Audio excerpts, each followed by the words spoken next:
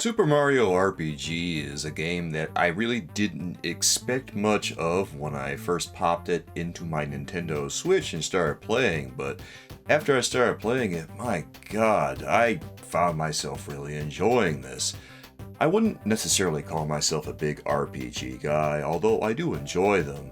And Super Mario RPG, it really hits the ground running when you start playing because, of course, you play as Mario, and when you control Mario, he has, some hallmarks that you expect to see from Mario. He has a big jump, and he's got a number of melee attacks that you get throughout the game, including a regular punch, and a Koopa shell kick, and a hammer strike. It's all very, very Mario, as you might expect from this sort of thing.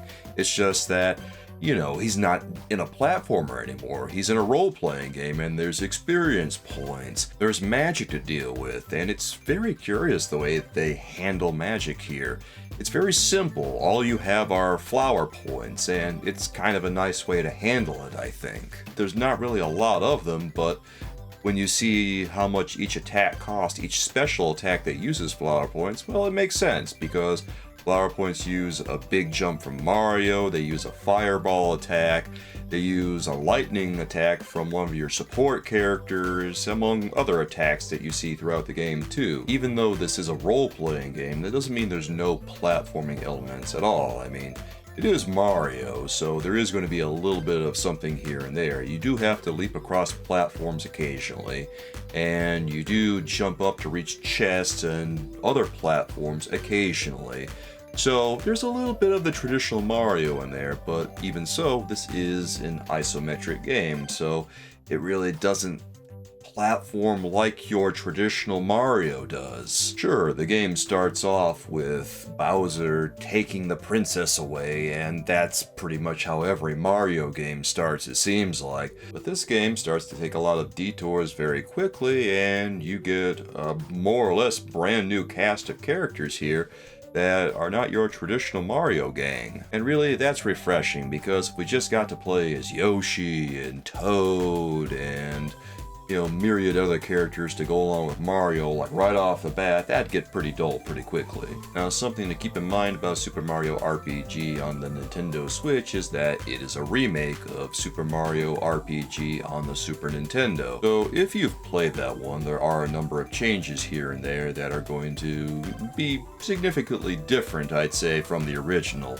including, names of certain characters, as well as the triple attack that you're able to do, a triple special attack that is really cool to see when you first see it. If you support what I do, please click subscribe and hit the bell for notifications so you don't miss a single video of mine when it comes out. And if you're enjoying this Super Mario RPG Remake video, guys, please give it a like, because these are tough to put together and I really appreciate it. But also, another nice feature is that if you time your attack button just right, you can damage all the enemies on the screen, and that's really cool to see when you're doing magic or when you're doing melee attacks. I really didn't expect to get much out of the combat of this game, because I thought it was going to be kind of childish, probably a little too simple, but nah, it didn't really feel that way. I got lost in the gameplay, and I felt it was very rewarding to time my attacks just right and get these enemies just perfectly so I could fill my meter,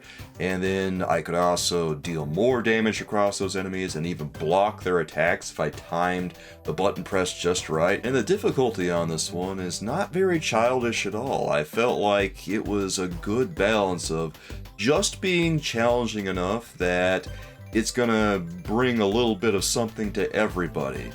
It might be a little bit difficult even for some people who are not very good at RPGs, or for kids who are playing the game. But it's okay for games to be a little challenging. I think with a little bit of leveling, a little bit of getting some armor and some new gear, and you'll be able to play this game pretty well, I think, as soon as you get used to the mechanics and wrap your head around it. The graphics and sound are very rudimentary for a Nintendo Switch game even, because the Nintendo Switch is capable of quite a bit actually, but the graphics here feel pretty 2 generations ago, to be honest. And the sound is, well, there's no voice acting, and it sounds almost like it belongs on a Super Nintendo with all the sound effects and the music that you hear throughout the game.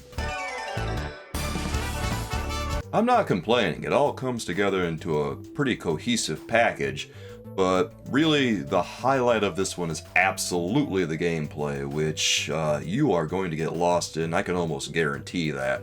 So I highly recommend playing this game, especially if you haven't played Super Mario RPG before and you like RPGs.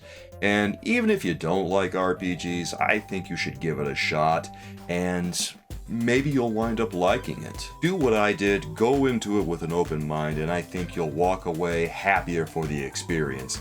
And if you've played Super Mario RPG on the Super Nintendo before, you might want to check this one out and see what it's all about, and maybe you'll have just as much fun with this one.